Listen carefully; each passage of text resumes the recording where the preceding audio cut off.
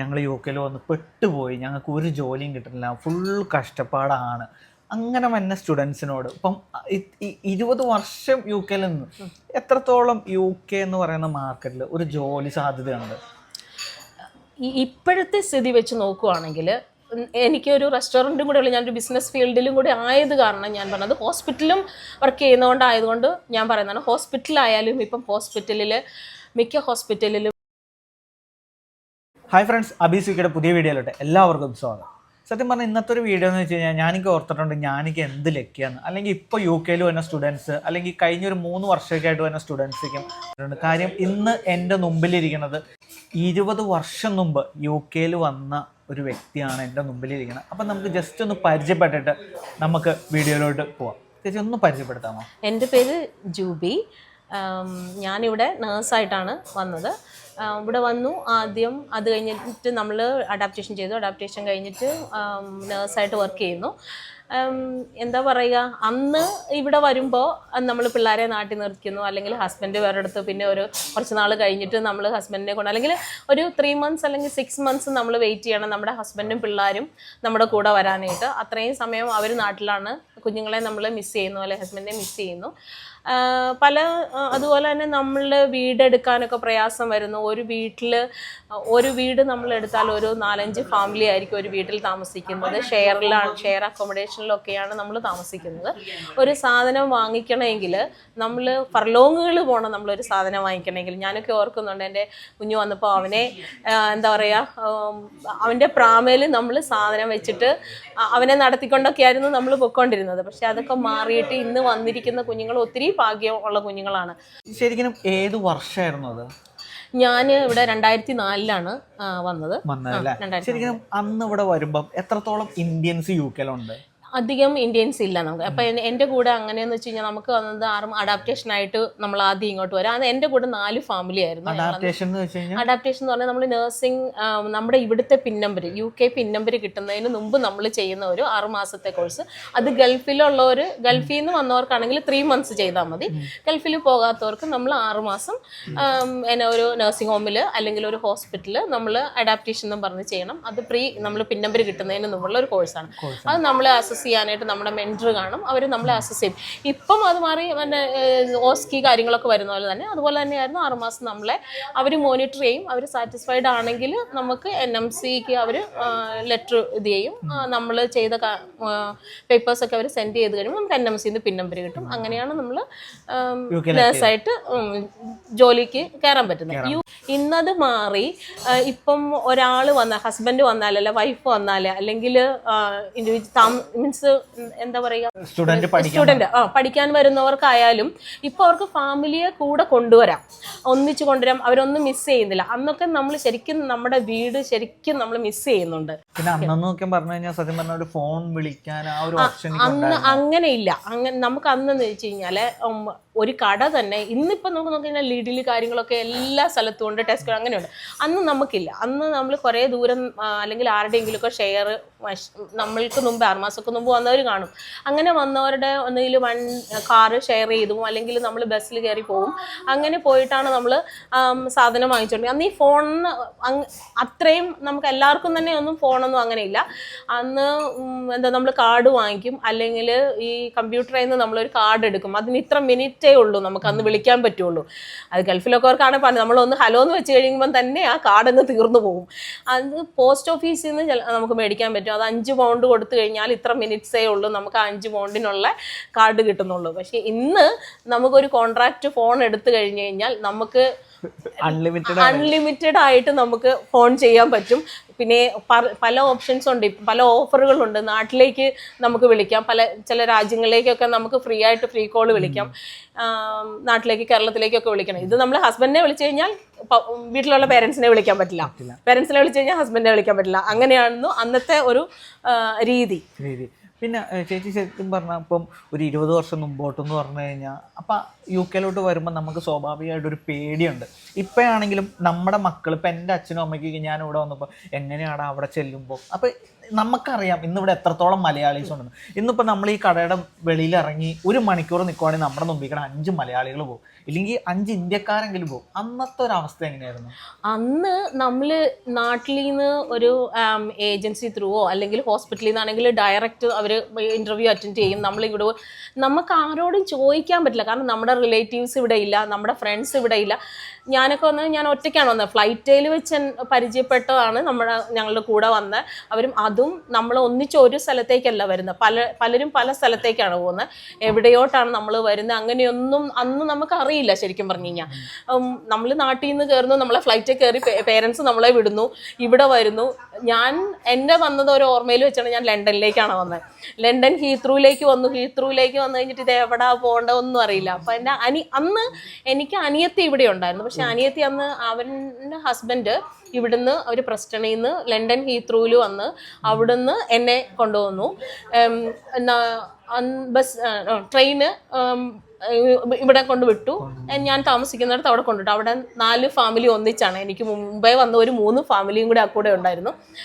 അവരുടെ കൂടെയാണ് ഞാൻ താമസിച്ചത്. പക്ഷേ ഇന്നെന്ന് പറഞ്ഞാൽ ലണ്ടൻ അല്ല, UK ഇനി അയർലൻഡിൽ നിങ്ങൾ വന്നെന്ന് പറഞ്ഞാലും അവിടെ വന്ന് പിക്ക് ചെയ്തുകൊണ്ട് പോരാനായിട്ട് ഒരു ഫാമിലിയിൽ നിന്നെങ്കിലും ഉണ്ട്. ഒന്നുകിൽ ബ്രദർ ഉണ്ടാവും, സിസ്റ്റർ ഉണ്ടാവും, അല്ലെങ്കിൽ മമ്മിയുടെ സിസ്റ്റർ, ആരെങ്കിലും ഒക്കെ കാണും. പക്ഷെ അന്നത്തെ കാലത്ത് ഞങ്ങൾക്ക് ആരും ഇല്ലായിരുന്നു, ഒന്ന് സംസാരിക്കാൻ പോലും ആരും ഇല്ലായിരുന്നു.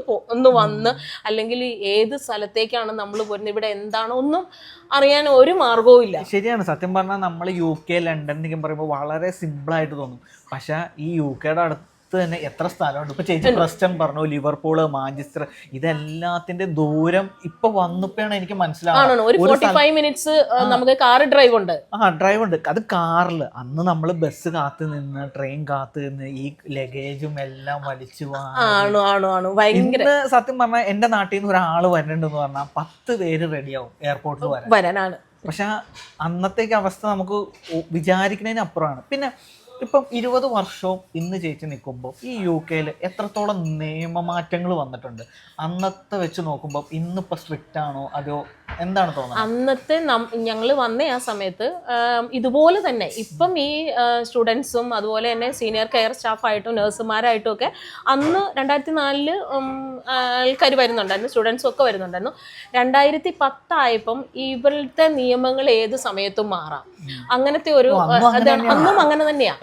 അന്ന് 2010 ഒക്കെ ആയപ്പോൾ എനിക്ക് തോന്നുന്നത് ഈ ഡൽഹിയിൽ നിന്ന് ആ സ്ഥലത്തു നിന്നൊക്കെ ഞങ്ങളുടെ കൂടെ വർക്ക് ചെയ്യാനായിട്ട് കുറേ പിള്ളേരുണ്ടായിരുന്നു, നാട്ടിൽ നിന്നും ഉണ്ടായിരുന്നു. പക്ഷേ പെട്ടെന്നൊരു ഇത് വന്നിട്ട് അവർ സ്റ്റുഡൻസിനെ സ്റ്റേ ബാക്കൊക്കെ എടുത്ത് മാറ്റിയിട്ട് സ്റ്റേ ബാക്കിൽ ഉണ്ടെന്ന് പറഞ്ഞ് വന്ന പിള്ളേർ പോലും നാട്ടിൽ കയറി പോകേണ്ട ഒരവസ്ഥ വന്നു പെട്ടെന്ന്. എന്ന് വെച്ചാൽ അവർക്ക് എന്നാ പറയുന്നത്, അവർക്ക് സ്റ്റേ ബാക്ക് കൊടുത്തില്ല അന്ന്. അവർ പറഞ്ഞു സ്റ്റേ ബാക്ക് ഞങ്ങൾക്ക് തരാൻ പറ്റത്തില്ല, സ്റ്റുഡൻസ് പഠിച്ചു പക്ഷേ വർക്ക് പെർമിറ്റും കിട്ടാൻ പാടുവന്നു. കാരണം അതുപോലെ അന്ന് വന്നാൽ, പക്ഷേ ഇന്ന് വന്ന പോലെ വന്നിട്ടില്ല ആരും. കാരണം ഇപ്പം സ്റ്റുഡൻസ് ആയിട്ടും ഇവർ സീനിയർ കെയർ ആയിട്ടും ഒരു ഓപ്പൺ വിസ ചെയ്ത് കഴിഞ്ഞപ്പോൾ കുറേ നല്ല, ഞാൻ പറഞ്ഞത് എനിക്ക് തന്നെ ഇപ്പം നമ്മൾ വെളിയിലൊന്ന് ഇറങ്ങി നിന്ന് കഴിഞ്ഞാൽ ഇഷ്ടം പോലെ മലയാളീസ് മാത്രമാണ്. പല നമ്മുടെ നോർത്ത് ഇന്ത്യൻസ് ആയാലും ഇപ്പോൾ കുറേ പേരുണ്ട്. അന്ന് നോർത്ത് ഇന്ത്യൻസ് ഒക്കെ ഇവിടുന്ന് തിരിച്ചു പോയിട്ട് പിന്നെ അവർ കാനഡയിലേക്കും ഇവിടുന്ന് വന്നവർ ഓസ്ട്രേലിയയിലേക്കൊക്കെ മൈഗ്രേറ്റ് ചെയ്തിട്ടുണ്ട്. പക്ഷേ ഈ നിയമം പോലെ തന്നെ ഇവിടെ കുറേ ആൾക്കാർ വന്നു കഴിയുമ്പം അവർക്ക് ഇനഫ് ആളായെന്ന് തോന്നിക്കഴിയുമ്പം അവരവരുടെ നിയമം മാറ്റും, ഇവിടുത്തെ നിയമം മാറ്റി കഴിയുമ്പം അന്ന് പിള്ളേർ വന്ന പൈസയും അന്നും ഇതുപോലെ തന്നെ കെയർ ഹോമിലായാലും അവർക്കൊരു വിസ കിട്ടാൻ വേണ്ടിയിട്ട് കൊടുത്തു കഴിയുമ്പോൾ കെയർ ഹോം ഒരു 6 മാസം അല്ലെങ്കിൽ 3 മാസം ജോലി ചെയ്ത് കഴിയുമ്പോഴാണ് എക്സ്പീരിയൻസ് ഉള്ളത്, നമ്മുടെ കൂടെ വർക്ക് ചെയ്യുന്നവർക്ക് തന്നെ പറ്റിയതാണ്. അപ്പം അവർ ഹോം ഇത് കൊടുക്കും. കുറച്ച് കഴിയുമ്പോൾ ഒരു 3 മാസം കഴിയുമ്പോൾ പറയും നഴ്സിംഗ് ഹോമിൻ്റെ വിസ പോയി. അത് പോയി കഴിയുമ്പം പിന്നെ അവർക്ക് അവിടെ നിൽക്കാൻ പറ്റില്ല. പിന്നെ അടുത്ത ഏജൻസിയെ പിടിക്കണം. അവർ ഇതുപോലെ തന്നെ പൈസ അന്നും കൊടുത്ത് വേറെ വിസ എടുക്കണം, വേറെ അല്ലെങ്കിൽ വർക്ക് പെർമിറ്റ് എടുക്കണം. ഇന്നെന്ന് പറഞ്ഞു കഴിഞ്ഞാൽ കാരണം ഒരു 15 lakhs അല്ലെങ്കിൽ 15,000, 19,000, 20,000 എന്നൊക്കെ പറഞ്ഞു കഴിഞ്ഞാൽ ആൾക്കാർ റെഡിയാണ് കൊടുക്കാൻ. അന്ന് നമുക്ക് അങ്ങനെ പറ്റില്ല. അന്ന് വീടെടുക്കുന്നതായാലും ഒരു 600 പൗണ്ട് നമുക്ക് വീടിന് പറഞ്ഞിട്ടുണ്ടെങ്കിൽ 600 പൗണ്ട് ഫിക്സാണ്. അതായത് 600 പൗണ്ട്. അപ്പം നമ്മളാണ് അപ്പം തന്നെ നമ്മൾ ഫില്ല് ചെയ്ത് കൊടുക്കുക, അവർക്ക് നമ്മൾ വീടിക്കുക. ഇന്ന് അങ്ങനെയല്ല. ഇന്ന് നമ്മളൊരു 600 പൗണ്ടിൻ്റെ വീടിന് പോയി കഴിഞ്ഞ് കഴിഞ്ഞാൽ നമ്മുടെ കൂടെ നിൽക്കുന്നവരും നമ്മുടെ കൂടെ വരുന്നവരും ആയിരിക്കും അങ്ങോട്ട് മാറി നിന്നേച്ച് പറയും 600 പൗണ്ടല്ലേ എനിക്കൊരു, ഞാൻ 700 പൗണ്ട്, 700 എന്നല്ല പറയുന്നത്, ഇന്ന് 1000 എന്നാണ് പറയുന്നത്. എന്ന് വെച്ചാൽ 1000 പൗണ്ട് ഞാൻ തരാം, എനിക്ക് വീട് വേണമെന്ന് പറയും. അപ്പോൾ ഏജൻസിക്കാർ അതൊരു എന്നാ പറയുന്നത്, ഒരു ബിസിനസ് ആക്കി. അങ്ങനെ വന്ന് ഈ 600 പൗണ്ടിന്റെ സ്ഥാനത്ത് അവർക്ക് 1000 പൗണ്ട് അവർക്ക് കിട്ടും. 1000 പൗണ്ട് കൊടുക്കുന്നവർക്ക് വീട് കൊടുക്കും. അങ്ങനെ നേരത്തെ അങ്ങനെയല്ലായിരുന്നു. അങ്ങനെ ഇന്ന് വരുന്ന പിള്ളേർക്ക് എന്ന് പറഞ്ഞു കഴിഞ്ഞാൽ ഒത്തിരി അവർക്ക് പൈസയുടെ വില അറിയാത്തോണ്ടാണോ അതോ എന്താണെന്നറിയില്ല, അവർക്ക് പൈസ ഉള്ളത് കൊണ്ടാണോ എന്നറിയില്ല. പക്ഷെ അന്ന് ഒത്തിരി സ്ട്രഗിൾ ചെയ്തിട്ടുണ്ട്. ഇന്ന് ഈ നിലയിൽ ആൾക്കാർ ഇവിടെ നിൽക്കുന്നുണ്ട്. എൻ്റെ കാര്യം തന്നെയാണേലും പറയാം. ഇന്ന് നമ്മളൊരു റെസ്റ്റോറൻ്റ് ഉണ്ട്, 2 നഴ്സുമാരാണ്, അത്യാവശ്യം കുഴപ്പമില്ലാതെ പോകുന്നു എന്ന് വെച്ചാൽ. പക്ഷെ അന്ന് അങ്ങനെയല്ല. അന്ന് നമ്മൾ ഒരു വീട്ടിൽ 4 പേര് 5 പേരൊക്കെ ഷെയർ ചെയ്താണ് താമസിക്കുന്നത്. ചിലപ്പം ഒരു ചെറിയ വീടായിരിക്കും, ചിലപ്പം ലണ്ടനിലൊക്കെ ഞാൻ പറഞ്ഞു കേട്ടിട്ടേ ഉള്ളൂ കേട്ടോ. അങ്ങനെ മീൻസ് ലണ്ടൻ സൈഡിലൊക്കെ ഇങ്ങനെ ചാർത്ത് പിടിച്ചിട്ട് അവിടെയാണ് ഒരു ഫാമിലിയൊക്കെ 2 ഫാമിലി താമസിക്കുന്നത്. പക്ഷെ ഇന്ന് അതൊക്കെ മാറി. ഇന്ന് ശരിക്കും ഇപ്പം ഞാനൊരു യൂട്യൂബറാണ്, ഇൻസ്റ്റാഗ്രാമിലേക്ക് എനിക്ക് ഒത്തിരി സ്റ്റുഡൻസ് മെസ്സേജ് അയക്കാറുണ്ട്, ബ്രോ ഞങ്ങൾ UK വന്ന് പെട്ടുപോയി, ഞങ്ങൾക്ക് ഒരു ജോലിയും കിട്ടുന്നില്ല, ഫുൾ കഷ്ടപ്പാടാണ്. അങ്ങനെ വന്ന സ്റ്റുഡൻസിനോട് ഇപ്പം 20 വർഷം UK നിന്ന് എത്രത്തോളം UK എന്ന് പറയുന്ന മാർക്കറ്റിൽ ഒരു ജോലി സാധ്യതയുണ്ട്? ഇപ്പോഴത്തെ സ്ഥിതി വെച്ച് നോക്കുവാണെങ്കിൽ എനിക്കൊരു റെസ്റ്റോറൻറ്റും കൂടെ ഉള്ളു, ഞാനൊരു ബിസിനസ് ഫീൽഡിലും കൂടി ആയത് കാരണം ഞാൻ പറഞ്ഞത്, ഹോസ്പിറ്റലും വർക്ക് ചെയ്യുന്നതുകൊണ്ടായതുകൊണ്ട് ഞാൻ പറയുന്നതാണ്. ഹോസ്പിറ്റലായാലും ഇപ്പം മിക്ക ഹോസ്പിറ്റലിലും വേക്കൻസി ഇല്ല. കാരണം ഇവിടുത്തെ സ്റ്റുഡൻസിന് നേരത്തെ എന്താ പറയുന്നത്, അവർ ഫീസ് പേ ചെയ്യണ്ടായിരുന്നു. പിന്നെ അത് ഫീസാക്കി കഴിഞ്ഞപ്പോൾ കുറേ സ്റ്റുഡൻസ് ഹോസ്പിറ്റലിൽ അവർ പറഞ്ഞ മീൻസ് നഴ്സിംഗ് ഫീൽഡ് വേണ്ട, അല്ലാതെ ഞങ്ങൾക്ക് ഇപ്പം ടെസ്കോയിലോ ഹോസ്റ്റലിലോ ഒക്കെ ജോലി ചെയ്ത് കഴിഞ്ഞ് കഴിഞ്ഞാൽ ഇപ്പം അങ്ങനെ ജോലി ചെയ്യാൻ പറ്റുമെന്ന് പറഞ്ഞാൽ അവർക്ക് ഫീസാക്കി കഴിഞ്ഞപ്പോൾ അത് കഴിഞ്ഞ് പിന്നെ അവരുടെ ഈ നിയമങ്ങൾ കാര്യങ്ങൾ ഇളവുകൾ വന്നു കഴിഞ്ഞപ്പം ഇവിടെ സ്റ്റുഡൻസ് പിന്നെയും വരാൻ തുടങ്ങിയപ്പം NHSൻ്റെ ഇതിൽ വരുമ്പം അവർക്ക് വേറെ സ്റ്റുഡൻസിനെ ഇപ്പോൾ എടുക്കാൻ പറ്റത്തില്ല. എന്ന് പറഞ്ഞാൽ ഇനി പുതിയ നഴ്സുമാരെ എടുത്തു കഴിഞ്ഞാൽ ഇവിടുത്തെ സ്റ്റുഡൻസിന് പോലും വേക്കൻസി ഇല്ല. ഇപ്പം ഞങ്ങളുടെ വാർഡിലൊക്കെ ആണെങ്കിൽ സ്റ്റുഡൻസ് ഉണ്ട്, അവർ ഓൾറെഡി ഇപ്പോൾ പഠിച്ചിറങ്ങാൻ പോകുന്ന പിള്ളേരാണ്. പക്ഷേ അവർക്ക് വേക്കൻസി ഇല്ല. കാരണം നമ്മുടെ ഔട്ട്സൈഡേഴ്സ്, അതായത് ഫോറിനേഴ്സായ നമ്മളിവിടെ വന്ന കാരണം നമുക്ക് ഓൾറെഡി NHS അവരുമായിട്ട് കമ്മിറ്റഡ് ആയിട്ടുണ്ട്. കുറേ പിള്ളേരെ അവരെടുത്തിട്ടുണ്ട്, അവരെ എടുക്കാതിരിക്കാനും പറ്റില്ല. അങ്ങനെ വരുമ്പോൾ അവർക്ക് ജോലി ഇല്ല. പിന്നെ ഇവിടെ വരുന്നവരെന്ന് വെച്ച് കഴിഞ്ഞാൽ നമ്മുടെ നാട്ടിലൊക്കെ കുറേ അഡ്വർടൈസ്മെൻറ്റ് വരുന്നുണ്ട്.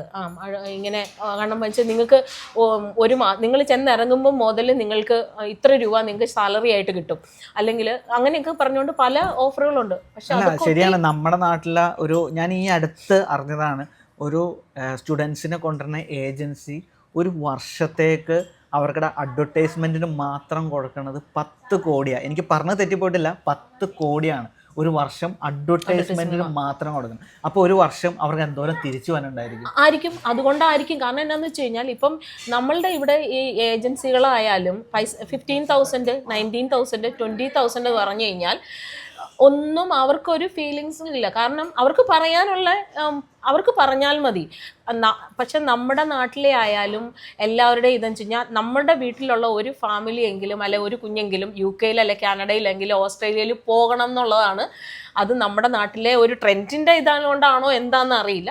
പിന്നെ ഞാൻ ഇവിടെ വന്ന് എനിക്ക് എൻ്റെ ഇവിടെയുള്ള സ്റ്റാഫ്മാർ തന്നെ ചോദിക്കുമ്പം തന്നെ അവരും തന്നെ പറയുന്നത്, ചേച്ചി നാട്ടിൽ നിന്നാൽ ഇപ്പോൾ ഒന്നും ചെയ്യാൻ പറ്റില്ല.